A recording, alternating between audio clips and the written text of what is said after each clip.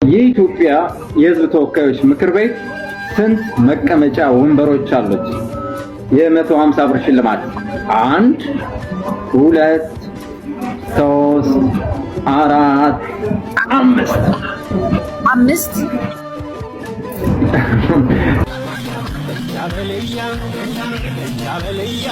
አብሪቬሽን ነው።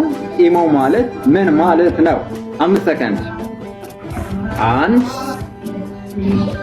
2 የ500 ብር ሽልማት አለው። 3 Are you ready?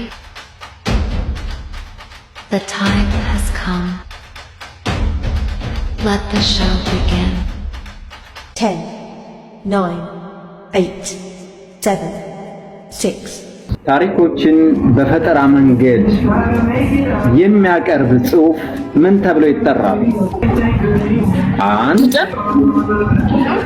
2 ታሪኮችን በፈጠራ በጣም ጥሩ ፍቅር የ50 ብር ሽልማት አግኝታለች።